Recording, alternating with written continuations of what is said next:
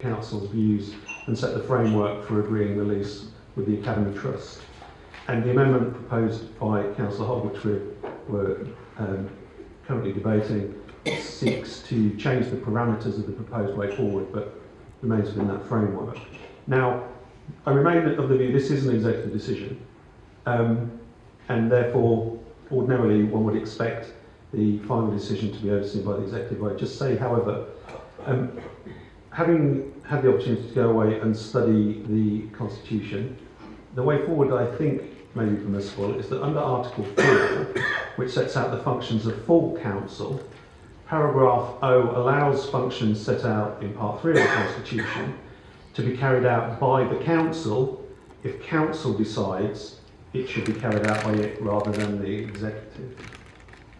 And so, on that basis, if that is council's wish on this occasion, I'd just like to qualify that, in relation to this specific decision, not council reserving to itself in perpetuity the decision making in relation to the agreeing of leases or disposal of land. So, make it really clear that this is about this specific decision. If that is council's wish on this occasion, then I think Article 4 seems to offer the route to achieving that if members are minded to want to do that, and subject to that, I reiterate the advice I gave earlier in relation to other aspects of the report, but I think on this particular way, that may be the way forward. The fact of the matter is that we agree.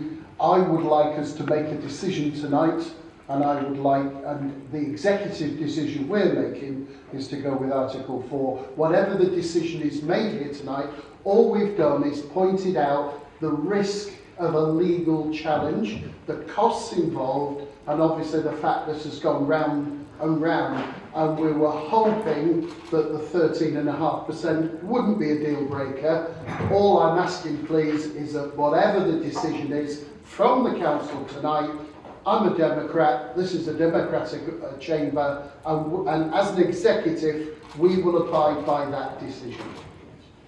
And I'll reiterate the legal officer's warnings about the implications of that. And also, if council were minded to, and we'll get to it in a minute, vote on Councillor Hogg's motion in favour, it does not mean to say it can be implemented. Because if the school don't agree it, then it can't be achieved. There's two parties to every negotiation, but that is all that is being suggested, although Councillor Hogg's motion changes the parameters of what's agreed in the original motion. Okay? So firstly, we're going to take a vote. We'll come back to the debate, I think, Neil, because I'll just finish this first, then I'll come to you. And a simple show of hands, or if you're against the proposal of council making the decision, that's the easiest way to do it, I think, which is what Councillor Jones has just indicated, Councillor Harper has indicated, and what the legal officers have outlined. If you are against council making a decision, as opposed to the executive, please raise your hand. Therefore, I'll take that as agreed. Okay. See, uncharted water. Thank you, Mr. Deputy Mayor. So, we're talking about the fencing. It's been mentioned about the Orton Bushmill School. I happen to be a governor of that school, and it's a fact that that's not fenced.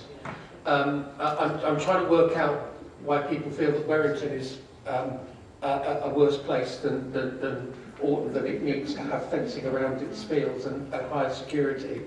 I'm not saying that Orton's worse than Werrington either, for that matter, but I feel that there's not a significant change in threat in Werrington than there is to Orton.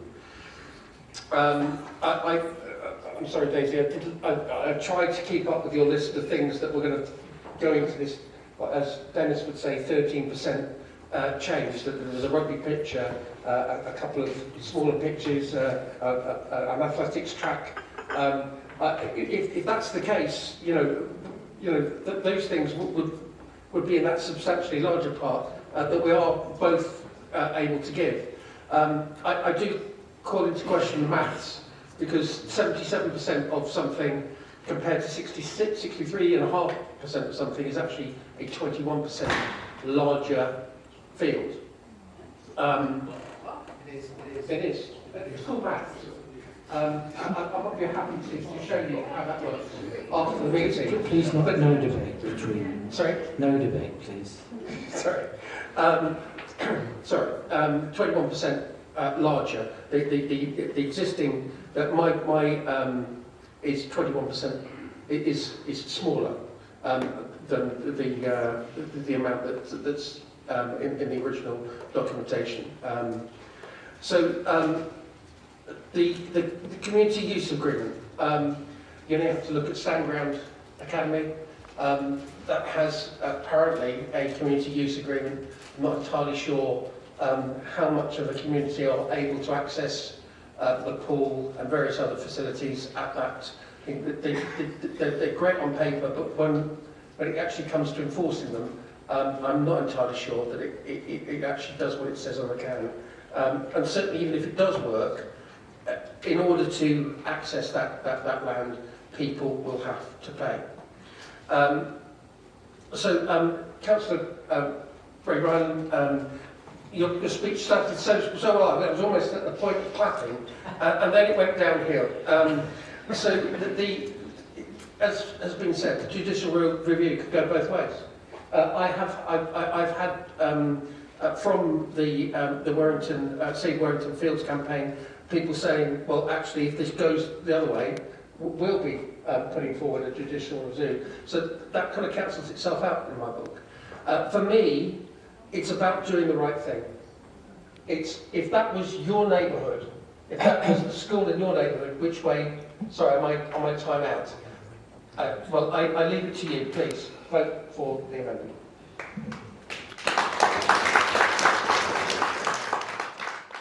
Council is recommended to agree that 1.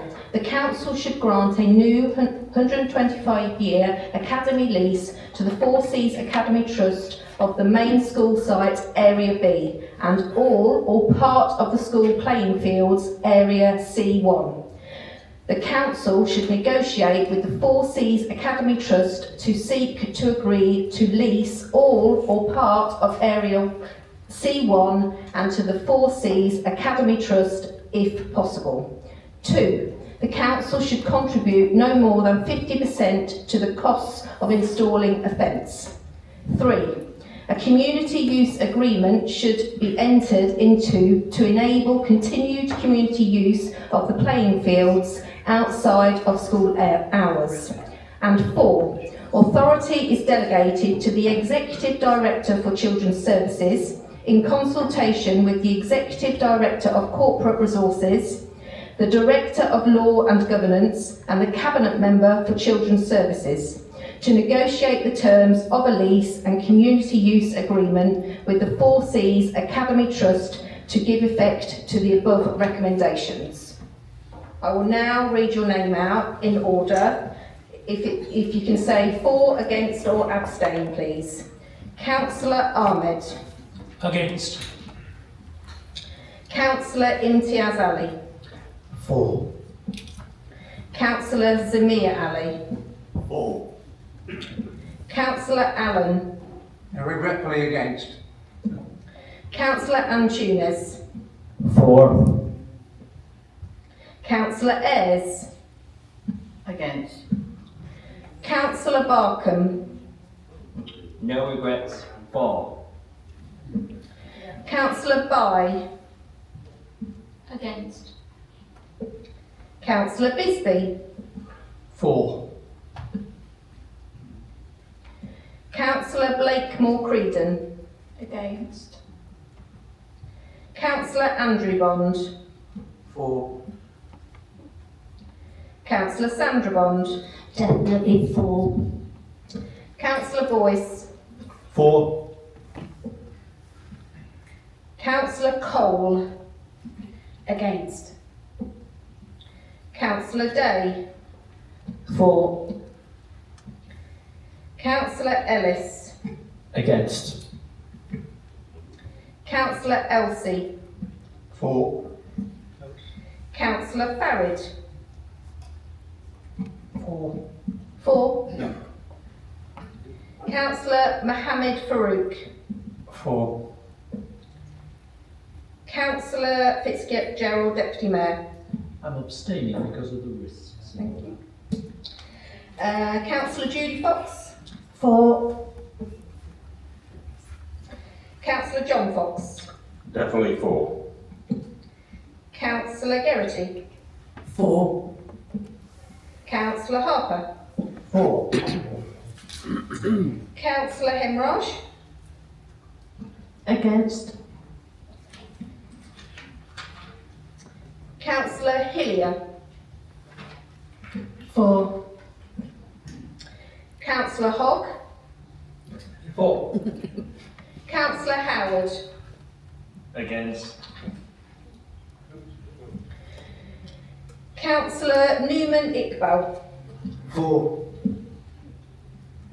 Councillor Jamil. Against. Councillor Alison Jones. Against. Councillor Dennis Jones. Reluctantly against. Councillor Khan. Against. Councillor Knight. 4. Councillor Mahmood. Against. Councillor McNally. Against. Councillor Ormston. 4. Councillor Perkins. Against. Councillor Kayum. Against. Councillor Rafiq. Against. Councillor Rangzeb. 4. Councillor Ray. Abstain. Councillor Rush. 4. Councillor Seeger. 4. Councillor Anne Shahid. 4. Councillor Azif Shahid. 4, please, Rachel. Councillor Skibstead. 4. Councillor Strangward. 4. Councillor Warren. Against. And Councillor Wiggin.